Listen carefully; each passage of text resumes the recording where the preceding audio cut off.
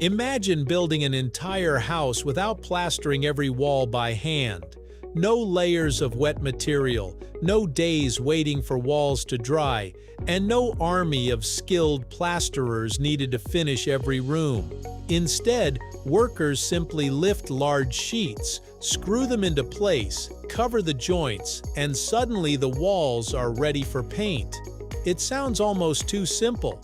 Yet this ordinary material is one of the biggest reasons American homes can be built so quickly and affordably.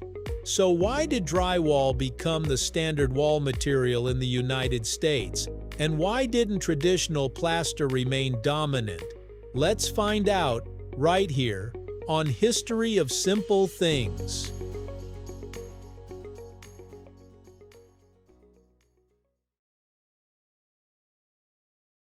The story begins long before modern American suburbs were filled with drywall. For centuries, builders relied on plaster to create smooth interior walls. In the United States, plaster was commonly applied over wooden lath, creating a strong and relatively durable surface. But plastering was slow and labor-intensive. Workers had to attach the lath, apply multiple coats of plaster, allow each layer to dry, and carefully smooth the final surface.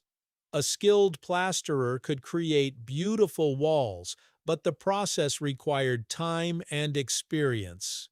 As American cities expanded and construction accelerated during the late 19th and early 20th centuries, builders began looking for a faster alternative. Early versions of wallboard appeared in the United States around the beginning of the 20th century. One important development came from the Sackett Plasterboard Company, which introduced a type of plasterboard made from layers of paper and plaster. The material was much faster to install than traditional plaster, although it initially wasn't considered a perfect replacement. Then came a major development. Gypsum wallboard became increasingly standardized and practical. The United States Gypsum Company introduced sheetrock in the early 20th century, helping transform drywall from a specialized construction product into a mainstream building material.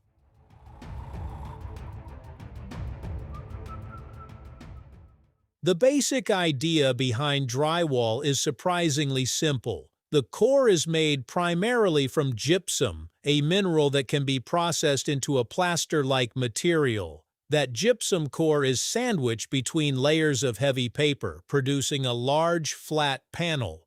Standard sheets are commonly 4 feet wide, with lengths designed to fit common wall and ceiling dimensions. Instead of building a wall surface layer by layer, construction workers can cover a large area with a single sheet. The panels are attached to wooden or metal framing, usually with screws or nails, and the seams are covered with joint tape and joint compound. Once everything is sanded smooth, the wall can be primed and painted.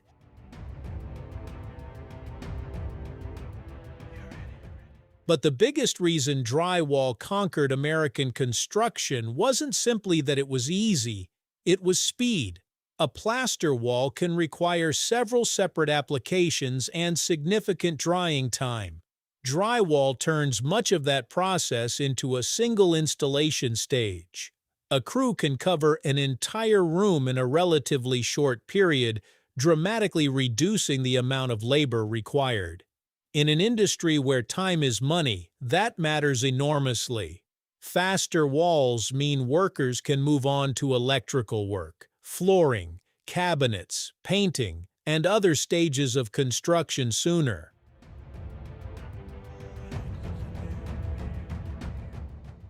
The timing was also important. During the 20th century, America experienced enormous growth in housing demand. After World War II, millions of Americans wanted new homes, while developers were building large suburban communities at an unprecedented pace.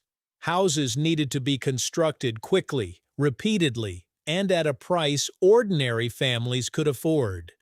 Drywall was perfectly suited to this new style of mass home construction. Instead of treating every wall as a handcrafted project, builders could use standardized materials and repeat the same construction process from house to house.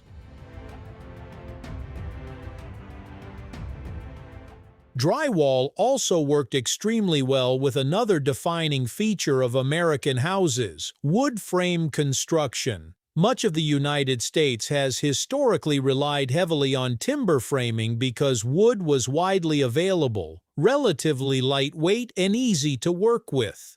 Drywall panels could be attached directly to those wooden studs, creating a finished interior surface without adding enormous weight. This combination of wood framing and gypsum wallboard became one of the defining systems of American residential construction. There is another reason drywall became so popular: fire resistance. Gypsum contains chemically bound water. When exposed to high temperatures, some of that water is released as steam, helping slow the movement of heat through the material. Different types of drywall are manufactured for different purposes, including moisture-resistant and fire-resistant applications.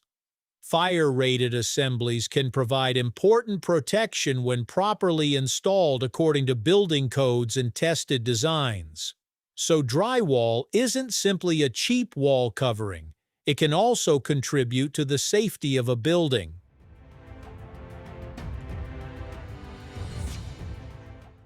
Of course, drywall isn't perfect. It can crack, dent, or develop holes when struck by furniture or other objects.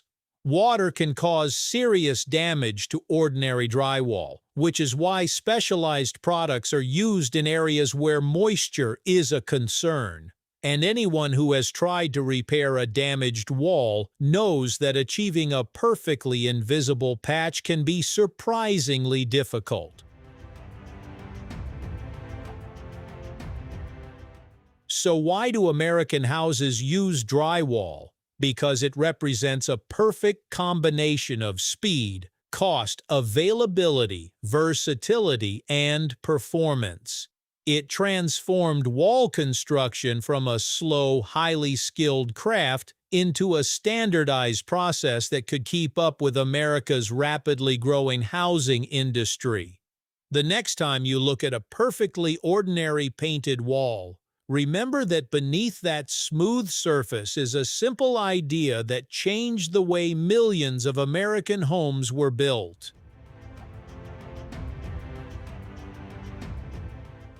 Thank you for watching. If you have suggestions for our next video, feel free to share them in the comments below. We'll be sure to give you an acknowledgement for your contribution.